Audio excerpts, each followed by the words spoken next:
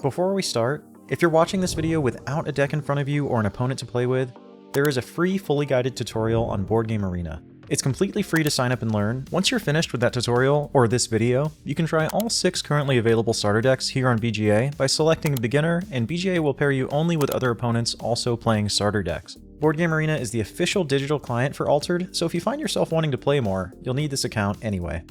Altered's a 2-player trading card game, in which each player brings a deck led by a hero. The starter decks are ready to play as is, but you can customize them or create new decks if you like. In Altered, you'll lead 2 expeditions as they discover and explore the land. One of the expeditions will be led by your hero, represented by the hero marker, and the other one will be led by your companion, represented by a companion marker. Your expeditions will progress towards each other, and as the game goes on, your goal is to be the first one to have them meet. To set up, you'll need a set of 3 Tumult cards. Shuffle them and place them face down, shown in a line like this between the players. Then you'll want to place the hero region card and the companion region card on either end. You'll want each player to place their hero somewhere in the center in front of both players, and then randomly determine the starting player and place the first player marker on their hero card. This can be anything, but typically they look like this. You'll also shuffle up your deck and draw 6 cards. Then you'll choose 3 of them to put face down in front of you as mana orbs, meaning you'll have 3 mana at your disposal on your first turn. Feel free to wait a second on your mana decisions if you're following along like a guide. We're about to cover everything on the cards. But first, let's briefly cover the zones. Each player has 2 expedition zones on either side of their hero. These are your hero and companion expedition zones, determined by where you place those regions during setup. This is where you'll play characters. Then we have the reserve, which is a face-up zone that acts like an extension of your hand, or a second hand of cards. Next, we have the landmark zone, which is where you'll play permanents. Lastly, we have the mana zone, which is just where you'll keep track of your mana. Of course, you'll also need somewhere to keep your deck and discard pile nearby. In Altered, there are 4 types of cards: heroes, characters, spells, and permanents. Every card has a name, types, a faction, a couple of different costs to play them in the corner, and if the card has any abilities, they will be at the bottom. The cost to play a card is in the top left corner, with the first one being the cost to play it from your hand, and the one just underneath to play it from the reserve. Characters specifically have statistics corresponding to the 3 region types: forest, mountain, and water. And we'll cover why these are important in just a moment. If a card has an ability, it will often be accompanied by one of these symbols. These simply inform when their ability triggers. The arrow activates regardless of where the card is played from.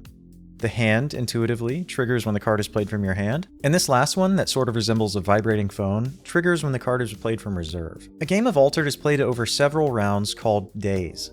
Each day is composed of 5 phases: morning, noon, afternoon, dusk, and night. If it's the first day of the game, you skip morning and go straight to noon. At morning, you change the owner of the first player marker, ready your mana orbs and exhausted cards, draw 2 cards from your deck, and then each player chooses if they want to place a card from their hand in the mana zone. This is optional, but you probably should most of the time. Notably, this can be any card from your hand and not just one of the 2 cards that you drew. The next phase is noon, and the only thing that happens here are any at noon triggered abilities. Not all decks will have cards with at noon triggers. Next, we'll go to afternoon, and starting with the first player, players take turns in this phase. This is where most of the gameplay happens, where you'll play 1 card at a time. When you play a character, you choose which expedition to play them in. When you play a spell, these go straight to reserve unless it says otherwise, and permanents go to the landmark zone. As soon as one player plays a card, either from hand or reserve, the other player starts their turn. This goes back and forth as each player plays a card. So during the afternoon, the only things you do are play cards, activate quick actions, or pass. When it's your turn during the day, before playing a card, you can take as many quick actions as you want. There are 2 kinds of quick actions, at least right now. Exhaust abilities, which is represented by this symbol. In the starter decks, you'll find these on permanent and hero cards. Exhaust simply means rotate it sideways to show that it's been used for that day. And support abilities, which is represented by this symbol. Importantly, support abilities are only usable if that card is in your reserve, meaning you do not get this effect unless this card is in your reserve zone. To activate it, you just discard this card from your reserve. As a reminder, taking any quick actions does not count as playing a card and does not end your turn. To play a card, you can play it from your hand or reserve. You must exhaust the number of mana orbs corresponding to the cost. If you cannot play a card or no longer wish to do so, you may end your turn by passing. This means that you won't be able to take any more actions until the next day. Once a player has passed, the remaining player can continue taking turns. Importantly, if you pass in Altered, you do not get to keep playing, but your opponent may play until they pass. Even if your opponent plays a card and you still have mana, if you have passed, you cannot take any further actions. I'm reiterating this because it's important. As soon as you pass, you are done for that day. The Dusk phase is where the players compare statistics of characters in their expeditions. This determines which expeditions move forward. So starting with the companion expedition, we want to compare the region types. In this case, all region types matter. And so for each of those region types, we need to add up the statistics of all the characters in that expedition. If at least one of your totals is strictly higher than your opponent's, your expedition marker moves forward. Otherwise, your expedition stays put. Then we do the same thing for the other expedition. Important notes here, your total must be higher than 0 in order to move forward. And each expedition can only move forward one space, even if you're winning in multiple regions. When an expedition would move forward to a face-down tumult card, you just flip it over to reveal it, and you will always compare your hero expedition and your opponent's hero expedition, even if the two markers are not in the same region. There are some examples of that later in this video. The same goes for the other side, of course, the companion expedition. And the last phase of the day is night. So the first thing you'll do in night is you'll send all characters in your expeditions to your reserve. If they're fleeting, discard them instead. More on fleeting in just a moment. And the last thing you need to do in the night phase is clean up. You're only allowed 2 cards in your landmark and reserve zones, so if you have more than 2 cards there, it's time to discard down to just 2. You can choose which ones you want to keep, of course. Just for the sake of being thorough, you can also see your landmark and reserve limits on all hero cards. At the time of making this video, all heroes have the same reserve and landmark limit, but just so you know where to look. The reserve has been mentioned a lot, so to wrap it up, importantly, any cards in your reserve are not considered in play, so any effects they may have are not active. Additionally, cards in your reserve cannot be targeted by other cards or effects unless they explicitly say in reserve. Cards that end up in reserve can be played as if they were in your hand. You just pay its reserve cost rather than its hand cost, and a card played from reserve gains fleeting unless it's a landmark. And fleeting just means if this card would be sent to reserve, it goes to the discard instead.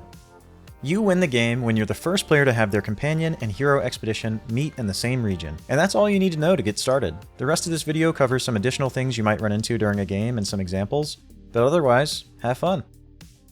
There are a few statuses that cards can gain during a game, and they're explained on the cards that apply them, but I'll also cover them here. Fleeting, which we just talked about, means if this card would be sent to reserve, it goes to the discard instead. Again, cards played from reserve gain fleeting, and some cards just give themselves fleeting when played. The next status is anchored. A character with anchored does not go to reserve at the end of the day. Rather, just remove anchored so they stick around going into the next day.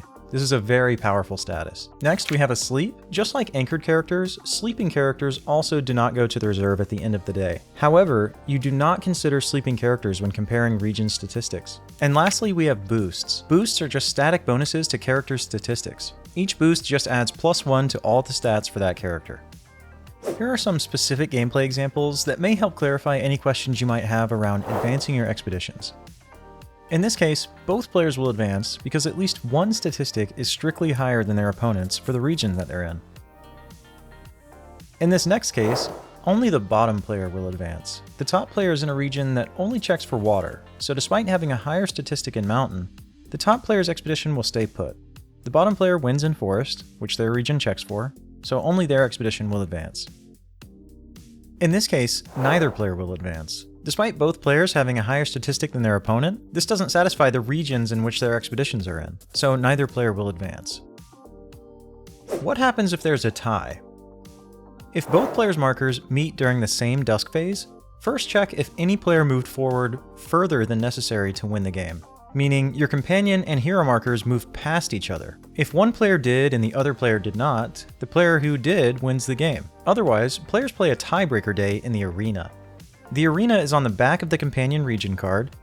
Place it in the center of the table and put both players' expedition markers on it. Then play out a normal day with the following extra rules. Card abilities that make expeditions move forward or backwards have no effect. At dusk, for each region type in the arena, add up the total statistics of your characters in both of your expeditions. Compare all 3 types with your opponent, and the player who wins in the highest number of types wins the game. And that's how to play the Altered trading card game. Thanks for watching, and I will see you in the next one.